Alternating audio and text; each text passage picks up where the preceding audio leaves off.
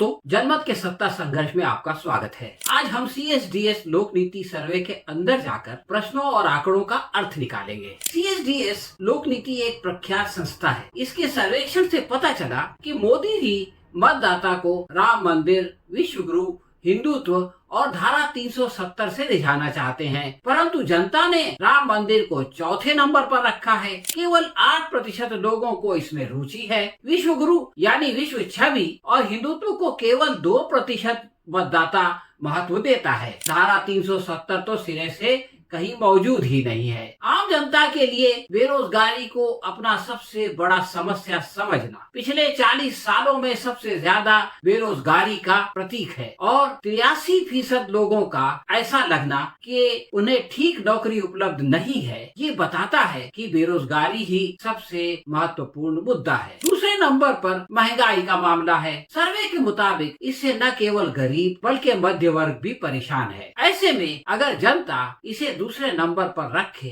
तो इसमें क्या गलत है? फिलहाल तो लोग नारा लगा रहे हैं, बहुत हुई महंगाई की मार, अब की बार मोदी सरकार तड़ी पार। मोदी और उनके परिवार की बोलती इन दोनों मुद्दों पर बंद है। वो न तो इसका उल्लेख करते हैं और न कोई दिलासा देते हैं। इसके बजाय इन मुद्दों से ध्यान हटाने की खातिर राम मंदिर और हिंदू मुसलमान का कार्ड खेला जाता है, जिससे जनता बोर हो चुकी है। फिलहाल विपक्ष बेरोजगारी और महंगाई पर बात कर रहा है और यही कारण है कि तेजस्वी यादव से लेकर राहुल गांधी तक और अखिलेश यादव से लेकर स्टालिन तक सबकी सभा में जनता का सैलाब उमड़ पड़ता है। बेरोजगारी और महंगाई के बाद तीसरे नंबर पर विकास को 13% जनता महत्व देते हैं, लेकिन विकास का फायदा किसे हो रहा है इस पर मतभेद है। 15% तो विकास को स्वीकार ही नहीं करते। इनमें से 48% का ख्याल है कि ये विकास सबके लिए है। 2029 की तुलना में ये विकास दर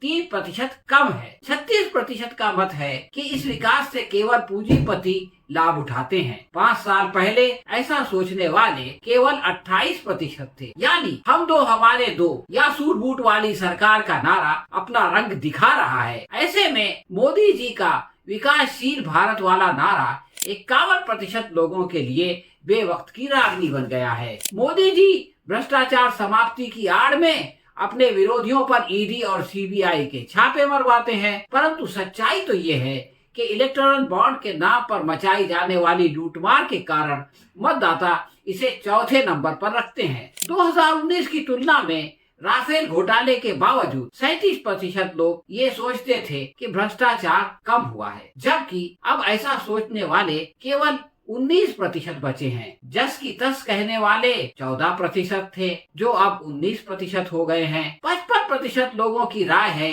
कि भ्रष्टाचार में बढ़ोतरी हुई है। 5 साल पहले ऐसा सोचने वाले केवल 40% थे। भ्रष्टाचार पर ये मोदी सरकार का रिपोर्ट कार्ड है। और क्यों न हो, बीजेपी अगर खुलेआम दुनिया भर के भ्रष्टाचारियों को अपनी वॉशिंग मशीन में गंगा जल से धोकर क्लीन चिट देने लगे तो जाहिर है भ्रष्टाचार में बढ़ोतरी ही होगी और लोग उसको महसूस भी करेंगे। CSDS के सर्वेक्षण में चौथे पायदान पर भ्रष्टाचार के साथ राम मंदिर विराजमान है। ये इस बात का मुंह बोलता सबूत है कि जो राम को लाए हैं हम उनको लाएंगे वाला गीत फ्लॉप हो चुका है। राम मंदिर निर्माण में चंपत राय समेत कमल वाले घपलेबाजी में लिप्त पाए गए थे। इसीलिए चंपत राय ने मोदी को विष्णु का अवतार कहकर अपनी जान बचाई। राम मंदिर का महत्व बढ़ाने के लिए प्रधानमंत्री रामनवमी का सहारा ले रहे हैं, लेकिन अब इस बासी कड़ी में उबाल आना मुश्किल है। ऐसा लगता है कि हिंदू धर्म गुरु शंकराचार्य के शराब विश्व गुरु को इस वोट का अंडा देने वाली मुर्गी से वंचित कर रहा है।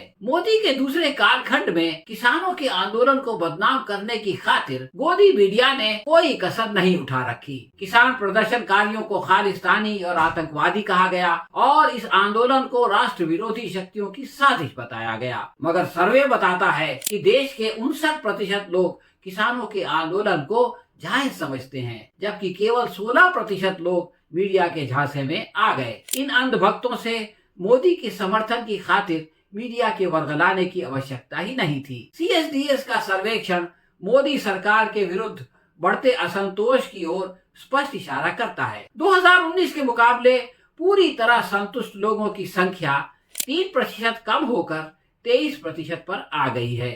किसी हद तक संतुष्ट लोग 5 साल पहले 39% थे, मगर अब 34% है। यहाँ भी 5% का घाटा हुआ है। किसी हद तक गैर संतुष्ट लोगों की संख्या में 7% की वृद्धि हुई है और अब ये 12 से बढ़कर 29% तक पहुंच गई है, जबकि पूरी तरह से असंतुष्ट लोगों की संख्या में भी 2% की बढ़ोतरी हुई है और अब 29% लोग मोदी सरकार से पूरी तरह असंतुष्ट हैं। इसके बावजूद 29% लोग इस सरकार को फिर से सत्ता में नहीं देखना चाहते। 44% लोग चाहते हैं कि ये सरकार फिर से सत्ता में आ जाए। बीजेपी के लिए ये अच्छी खबर है, मगर जिन 17% लोगों ने कोई राय नहीं दी है, अगर वो बीजेपी के खिलाफ हो जाएं, तो इस सरकार की फिर से बनना मुश्किल हो जाएगा, क्योंकि पिछले 5 सालों के अंदर जिस प्रकार असंतोष बढ़ा है, इसके अंदर चुनावी प्रचार से तेजी आ सकती है। इस सरकार को जनता फिर से क्यों चुनना चाहती है, इसका सबसे पहला कारण सरकार की उपलब्धि है। भाजपा समर्थकों में 42% इसको महत्व देते हैं, यानी सरकार की उपलब्धियों को, और 18% ने सरकार की कल्याणकारी योजनाओं को सराहा है। इसके बाद केवल 10% ऐसे लोग हैं जिनके नजदीक इसका कारण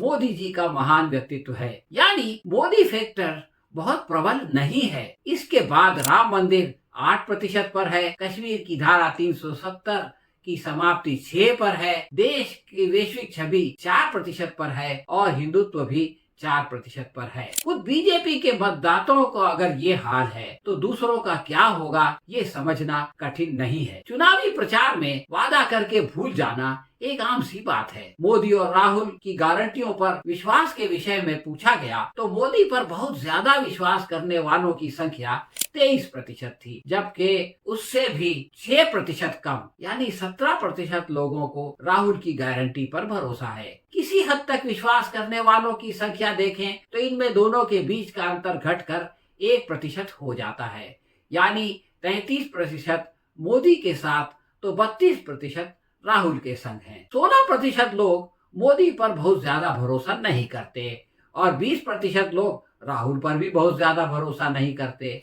जहां तक बिल्कुल भरोसा नहीं करने वालों का सवाल है, राहुल की हालत जरा सी बेहतर है, यानी 18% के नजदीक वो पूरी तरह विश्वास के पात्र नहीं है, जबकि 19% लोग मोदी के बारे में यही सोचते हैं। देश में राष्ट्रपति प्रणाली नहीं है, संसदीय व्यवस्था है, इसलिए किसी व्यक्ति विशेष की लोकप्रियता को महत्व नहीं होना चाहिए। मगर अब जनता से पूछा गया कि प्रधानमंत्री पद का सबसे बेहतर उम्मीदवार कौन है, तो 48% ने नरेंद्र मोदी का नाम दिया, जबकि 27% के अनुसार राहुल गांधी सबसे उपयुक्त व्यक्ति हैं। संसदीय व्यवस्था में वही व्यक्ति प्रधानमंत्री बनता है जिसके साथ अधिकतम सांसद हो, इसीलिए देवे गौड़ा और इंद्र कुमार गुजराल जैसे अलोकप्रिय नेता भी प्रधानमंत्री बन चुके हैं। विपक्ष में इस प्रश्न पर मतभेद रहा है कि इनमें प्रधानमंत्री पद का असली हकदार कौन है। ये सर्वे बताता है कि राहुल गांधी के बाद 3% पर अरविंद केजरीवाल, ममता बनर्जी और अखिलेश यादव के नाम आते हैं। ये अंतर राहुल गांधी की 10,000 से अधिक किलोमीटर की यात्रा का फल है। एक जमाने में योगी आदित्यनाथ, अमित शाह और नीतीश कुमार का नाम भी इस सूची में नजर आ जाता था, लेकिन अब वो गायब हो गया है। इन आंकड़ों ने बहुत सारे नेताओं को आईना दिखाने का काम किया है। पिछले 10 सालों में बीजेपी के आईटी सेल ने ये नैरेटिव चलाया कि भारत केवल हिंदुओं का है, परंतु जब मतदाता से पूछा गया तो केवल 11% इसके समर्थक निकले। 79% के ख्याल में ये देश केवल हिंदुओं का नहीं बल्कि सारे नागरिकों का है। इससे मीडिया द्वारा चलाए गए उस दुष्प्रचार का भी खंडन हो जाता है कि संघ परिवार बहुसंख्यक लोगों का ब्रेन वॉश करने में सफल हो चुका है। सारे हिंदू इन्हीं की भांति नहीं सोचते। कुछ लोग कहते हैं कि धार्मिक उदारता हिंदुओं के डीएनए में है, परंतु 87% मुसलमान धार्मिक उदारता के समर्थक हैं और इसके बाद दूसरे अल्पसंख्यक 81% और सबसे कम 77% हिंदू धार्मिक समानता के समर्थक निकले। 76% देहाती ये समझते हैं कि देश सभी का है, मगर छोटे शहरों में रहने वाले 85% और बड़े शहरों में रहने वाले 84% लोग देश को सभी का मानते हैं। अनपढ़ लोग की केवल 72% संख्या सोचती है कि ये मुल्क सबका है, जबकि कॉलेज से आगे पढ़ने वाले 83% लोग ऐसा सोचते हैं कि ये देश जो है वो सभी का है। यानी पढ़े लिखे लोगों को प्रभावित करने में संघी नाकाम हो चुके हैं। CSDS सर्वेक्षण के अनुसार 56 साल से ज्यादा उम्र के केवल 73% लोग देश को सभी का समझते हैं, जबकि 18 से 85 साल की उम्र की नई नस्ल में 81% लोग खुला दिमाग रखते हैं। ये नस्ल मीडिया ज्यादा देखती है परंतु उसके दुष्प्रचार से प्रभावित नहीं होती। इसका अर्थ ये है कि केवल 11% भेड़ियों ने सरकार के आशीर्वाद से देश की बहुसंख्या को अपना अधीन बना रखा है और शेर नजर आने लगे हैं। लेकिन जब इनसे सत्ता छिन जाएगी तो ये फिर से भीगी बिल्ली बनकर म्याऊं म्याऊं करने लगेंगे। इन लोगों को उनका स्थान दिखाने का अवसर करीब आ गया है। देखना यह है कि देश का मतदाता उसका कितना और कैसा उपयोग करता है, परंतु प्रधानमंत्री समेत बीजेपी डरी हुई है। यही कारण है कि संकल्प पत्र से 400 पार की घोषणा गायब हो गई है। ऐसा इसलिए हुआ क्योंकि डॉक्टर यासीन यातिर कहते हैं, एक हल्की सी भी आहट हो तो डर जाता है, एक हल्की सी भी आहट हो तो डर जाता है शेर की खाल को दहलीज पे रखने वाला। हाँ तो दोस्तों, ये थी आज की समीक्षा। आपको कैसी लगी हमें कमेंट बॉक्स में लिख के बताएं। अगर पसंद आई हो तो इसे लाइक या शेयर करें। हम बहुत जल्द किसी और विषय पर आपसे फिर मुलाकात करेंगे। तब तक के लिए आज्ञा दीजिए। धन्यवाद।